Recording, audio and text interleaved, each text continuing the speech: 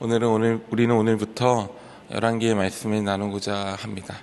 열왕기는 다윗 왕정의 말기 상황에 대한 묘사로 시작해 솔로몬의 왕위 승계 과정과 또 차차 솔로몬의 통치기에 대한 설명으로 이어집니다.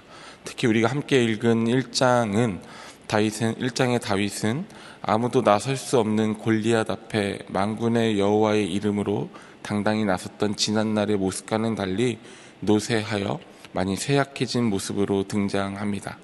그토록 건강하고 장성한 모습이었지만 세월이 지나 죽음을 목전에 둔 다윗과 지혜, 부명예, 성전 건축 다 말할 수 없는 위대한 업적으로 소개되는 솔로몬을 지나 분열되고 또 급격히 변화하는 이스라엘 국가의 모습을 통해서 누가 우리 삶의 주인인가, 또 누가 우리 삶을 이끄시는가, 더불어 국가를 비롯한 개인의 번영과 안녕이 어디에서 오는가를 끝없이 말씀하고 있습니다. 오늘 함께 읽은 본문은 아직 왕위 계승자가 공식적으로 선포되지 않았던 혼란한 시대를 틈타 또 혼란한 시대를 소개하며 말씀을 시작합니다. 말씀을 통해 부활주의를 지나 새롭게 시작한 오늘과 또 한 주간의 삶 속에서 하나님의 곁을 선택하는 은혜를 누리시기를 소망합니다. 우리 본문 1절부터 4절까지의 말씀 함께 읽습니다. 다윗 왕이 나이가 많아 늙으니 이불을 덮어도 따뜻하지 아니한지라. 그의 시종들이 왕께 아뢰되 우리 주 왕을 위하여 젊은 처녀 하나를 구하여 그로 왕을 받들어 모시게 하고 왕의 품에 누워 우리 주 왕으로 따뜻하시게 하리이다 하고 이스라엘 사방 영토 내에 아리따운 처녀를 구하던 중 수넴 여자 아비삭을 얻어 왕께 데려왔으니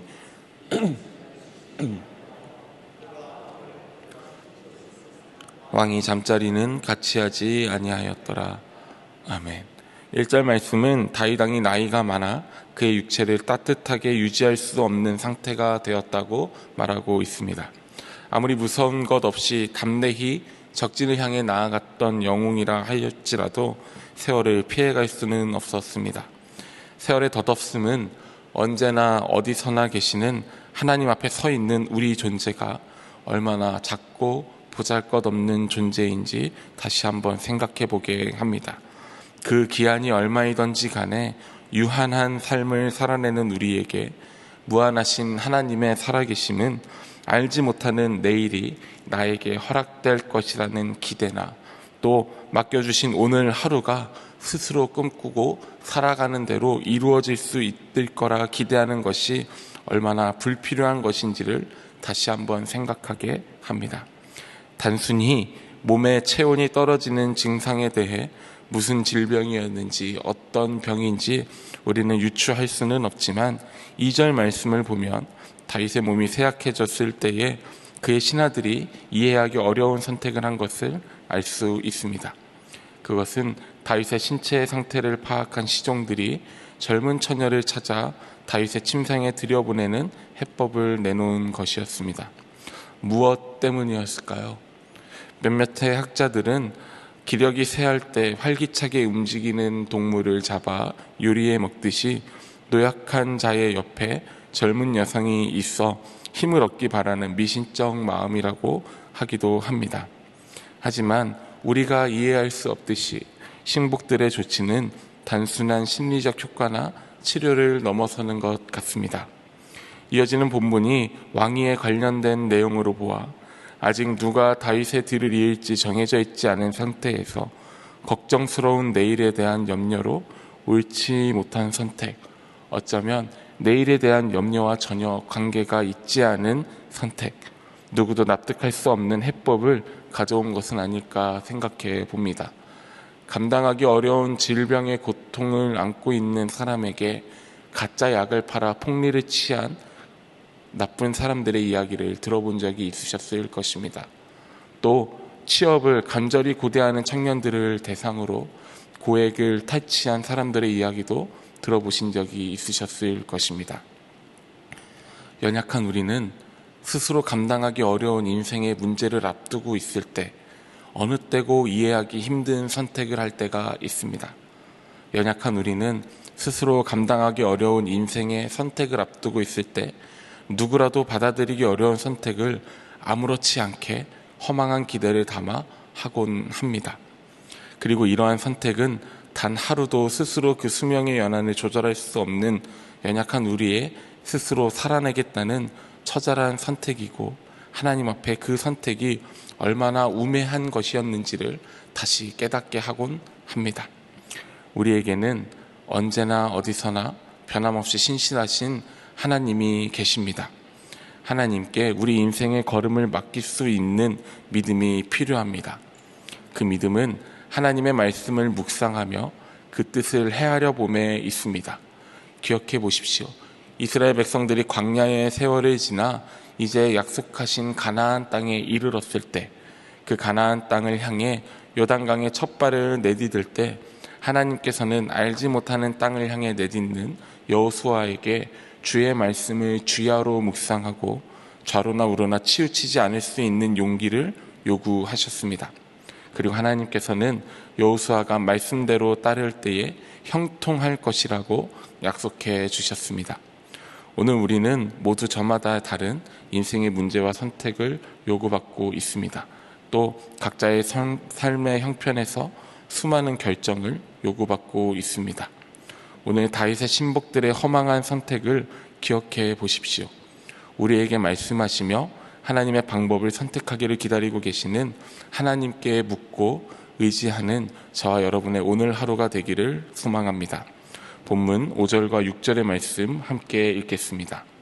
그때에 학깃의 아들 아도니아가 스스로 눕혀서 이르기를 내가 왕이 되리라 하고 자기를 위하여 병거와 기병과 호위병 50명을 준비하니 그는 압살롬 다음에 태어난 자요 용모가 심히 준수한 자라. 내가 어찌하여 그리하였느냐고 하는 말로 단 한 번도 그를 섭섭하게 한 일이 없었더라. 아멘. 5절과 6절은 혼란한 시대에 하나님께 그 길을 묻는 것을 포기한 시대를 틈타 왕권을 찬탈하고자 일어선 아도니아에 대해서 설명합니다. 아도니아는 어쩌면 다윗의 왕위를 이어받기에 가장 타당한 인물이었을지도 모르겠습니다. 그는 압살롬 다음에 태어난 자로 용모가 심히 준수하고 아버지에게 단 한 번도 섭섭한 말을 듣거나 꾸짖음을 들은 적 없는 사랑받는 사람이었던 것으로 보입니다. 그러나 5절 말씀은 그의 치명적인 단점에 대해 이렇게 설명합니다. 스스로 높여서 이르기를 내가 왕이 되리라 하고. 본문은 아도니아가 내가 왕이 되리라 하고 말하고 있음을 기록하고 있습니다. 히브리어의 특징을 고려할 때 이 문장은 주어인 내가의 간족점이 있다고 합니다. 아도니아의 말을 다시 번역해 보면 나 아니면 안 되니 라고 해석할 수도 있겠습니다. 내가 왕이 되리라. 나 아니면 누가 할 수 있을까? 이스라엘의 왕으로 세워졌던 다윗에게서는 찾아볼 수 없는 태도였습니다. 심지어 사울에게서도 이런 태도는 찾아볼 수 없었습니다. 더욱이 아도니아에 대해 성경은 스스로를 높여서 말했다라고 기록하고 있습니다. 다윗이 하나님의 세우심을 받았을 때 다윗은 끝까지 왕이었던 사울을 인내하며 섬기고자 하였습니다. 그는 그 스스로가 얼마나 뛰어난 사람이며 무엇을 할 수 있으며 누구에게 지지를 받고 있는지를 증명하는 것이 아니라 스스로를 낮추고 낮은 자리로 더욱 섬기는 자리로 나아가는 모습으로 하나님의 세우심을 받았습니다. 하나님을 섬기는 자임을 스스로 증명하는 삶을 살아내고자 힘쓴 사람이었습니다. 우리가 살아가는 세상은 우리가 얼마나 쓸모있는 사람인지 스스로 증명하는 세상이며 우리가 무엇을 할 수 있는지 스스로 나타내야 하는 세상입니다. 그러나 하나님께 쓰임받는 사람들은 증명이 아닌 하나님의 일하심을 증언하는 증인이기 때문에 자신을 낮추는 사람이어야 합니다. 전능하신 하나님께서는 하나님의 일을 이루시기에 필요한 재료가 없기 때문입니다.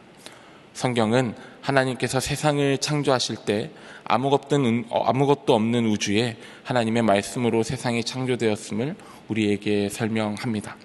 하나님의 뜻이 우리 삶과 우리가 살아가는 세상에 펼쳐지기에는 그 어떤 재료도 그 누구의 도움도 다른 무엇도 필요하지 않습니다.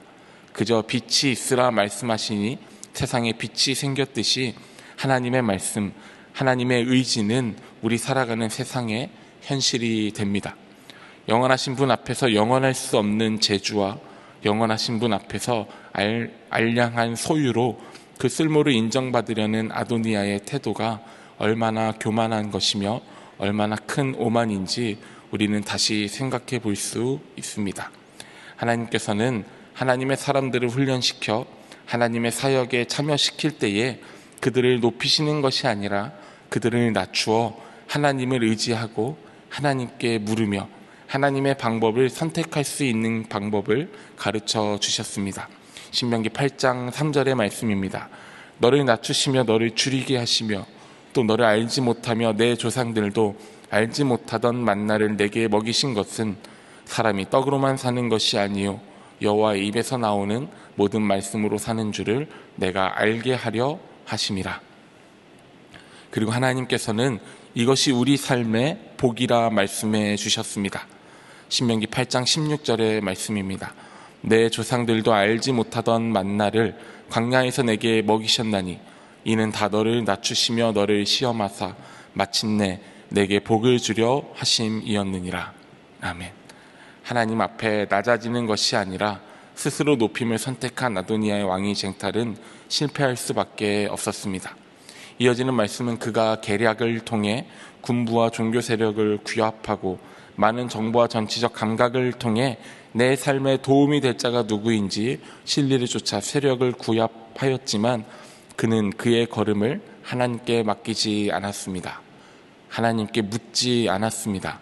하나님의 말씀하심을 듣고자 하지 않았습니다. 하나님께 쓰임받는 자의 모습은 알량한 능력과 소유를 자랑하는 것이 아니라 하나님 앞에 자신의 낮음을 드러내는 자임을 알지 못했습니다. 사랑하는 성도 여러분, 오늘 어떤 인생의 선택을 앞두고 계십니까?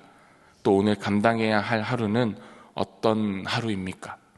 바라기는 나의 소유와 나의 가치를 위해 오늘 하루를 열심히 살아내기에 앞서서 하나님 앞에 서 있는 나의 낮음을 고백하며 우리 인생의 선택과 걸음이 하나님께 있음을 고백하며 하나님의 인도하심을 먼저 구하는 오늘 하루가 되시기를 소망합니다.